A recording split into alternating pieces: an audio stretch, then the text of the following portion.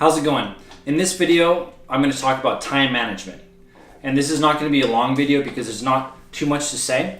But basically, Airbnb is something that anybody can use no matter what time requirements or time strains they have in their own life, because there's so much flexibility. Okay? For those who don't have a lot of time but still want to have an opportunity to use the space in their house to make money on Airbnb, what you can do on the Airbnb app or on the website is set it up where people can only book your room if they book a minimum of a certain number of nights. And then you can say, after somebody books, I want to automatically block out the next day, because you want to use that day to change over the room and make it ready for the next guest. Another thing you can do on the Airbnb site is pick only certain days out of the month to make the rooms available for people. There's no reason whatsoever you have to have every day booked, every month booked, right? And there's no reason at all to have it available only for people who want to come in. Like in my place, I have people come in every day and out only 1 day. There's only 1 day minimum, right? So now I'm always up in the morning getting ready to change. Like it's like basically a part-time job for me, right?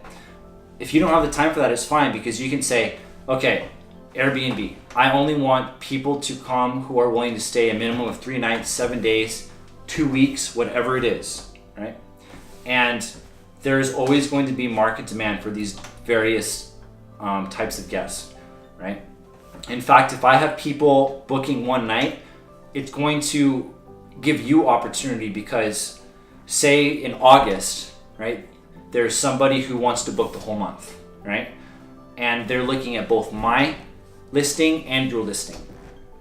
What's going to happen? They're going to say they book 1 day in mine.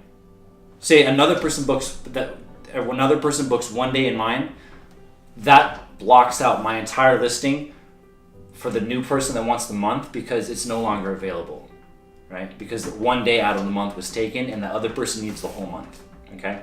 So there's going to be opportunity for people who only want the long-term rentals to use Airbnb, right? And there's enough tools, like I said, blocking out the next day, adjusting the dates that are available, which ones are not, that are going to make it it's going to make it easy for you to use.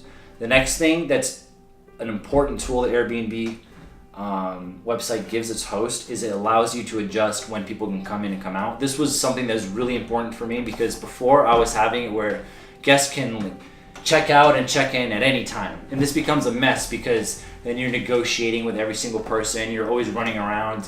Say you're at work, you're trying to get out early because you got to rush back in order to check someone in. So as soon as I figured out I didn't have to do that, I said, all right, people have to check out by 11, and then new people can check in at 4. All right.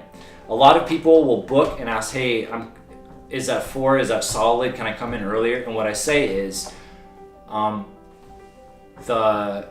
say, thanks for checking me out. Thanks for checking out my listing. If you're interested in booking and you want to come in early, this is fine, but know that your room will not be ready. You can come in, use the house, use the bathroom, anything you need, because my guests get a coded entry. They don't need me to be here to come in. You can just leave your stuff in the living room, and then when I come in and change your room, I'll just take your stuff and I'll put it in your room. So then people aren't expecting the room to be ready right away when I get there, right away when they get there, because I've said on the listing and in my communications with them, hey, the room is not going to be ready until 4, right? And then maybe I'm able to come in on my lunch break, and I'm able to get the room ready, so when they come in, I've already beaten their expectations, because they were expecting the room to be ready at 4, but they came in at 2:30 and was already done, because I had the opportunity to do it. And that's a good thing.